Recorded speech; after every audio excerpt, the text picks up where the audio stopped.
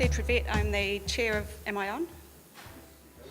I'm the chair of the Parliamentary Press Gallery, and I'm also the deputy political editor at the New Zealand Herald. I've worked in the gallery for the last 7 long years.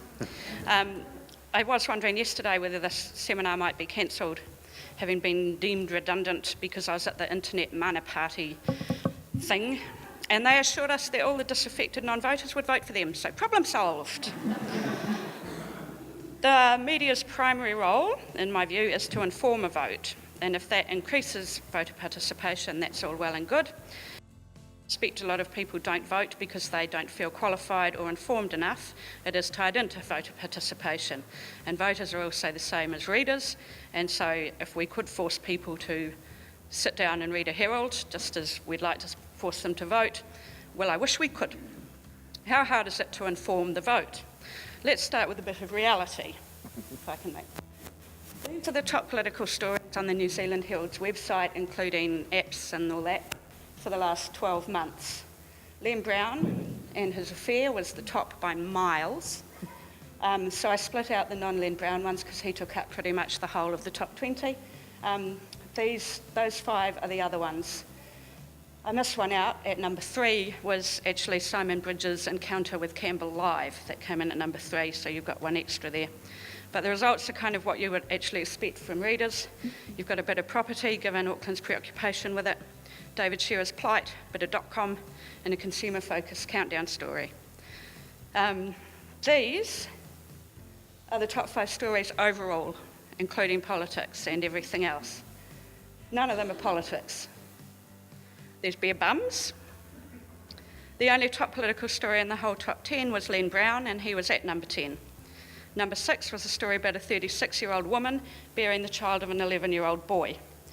So when you poll on what matters to people in an election, people always say what they think they should say, which is health, education, social equity, anything but no personality. The same applies when you ask people what they want to read in a paper. They say serious-minded stories about politics, in-depth analysis, holding power to account. Then you look at what they actually read. They like sex, sports, disasters and weather. They only like politics when it involves sex or sports. Political journalists spend about a month on the road before a campaign, shadowing politicians' every move as much as possible. So there's a lot more coverage of politics in all media outlets.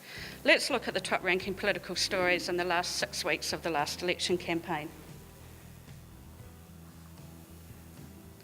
It's not bad as far as serious political stories go, with the exception of David Farrett, but the numbers were infinitesimal compared to the numbers of the top stories overall. It was the aftermath of the Rugby World Cup. Again, disasters, sex, naked bodies, whatever you want. In the last 6 weeks, there were no political stories in the top 8, although the long-term graphics, which we had up over a series of weeks, where people could go on and look at pan over electorates and the candidates would pop and all that, they came in quite high, but they were up for a long time. You'll have noticed that the top political stories are those about individual people rather than policies, often when people vote for people rather than policies. So a lot of people will say, I'm voting for John Key, or I'm voting for David Cunliffe. Not so many say that, or I'm voting for Winston Peters, rather than the party itself. A caller on Radio Live said the other day that she chose by their faces. If she didn't like their face, they didn't get her vote. Those who are interested in politics tend to think everyone else is also interested in politics and think the same way as them. So everyone here presumably has a fairly close interest in politics. They know who is who and what they stand for. Everyone here is in a minority. The vast majority of voters are a lot more ignorant. By that I don't mean stupid, I just mean they've got better things to do than go around reading party manifestos. Last year, a tiny story about Key planning to undergo a bowel screening check was one of the top-ranking stories on the Herald website for the day. Key vomiting in a planter box in New York also did well. We do those stories, but we also do the worthy stuff. So on television, you'll get the weekend politics stories, in the newspapers, usually a bit further down the paper, but every year we've run earnest candidate profiles, electorate profiles, and policy grids comparing the multiple platforms of all the parties. People have a crack at us for focusing on trivia and personality politics. And with some exceptions, I don't think that is completely true. It's just that many people only read the trivia and personality stuff, so don't realise the other stuff is actually there. This is why MPs do things like this. Some better than others. Because most people don't have time to read things in detail. They pick up the broad brushstroke stuff. They see headlines and photos, often not much more. That is why a lot of politicians put effort into getting on music shows or talkback radio and women's mags where the public who don't opt in to read about politics do dwell.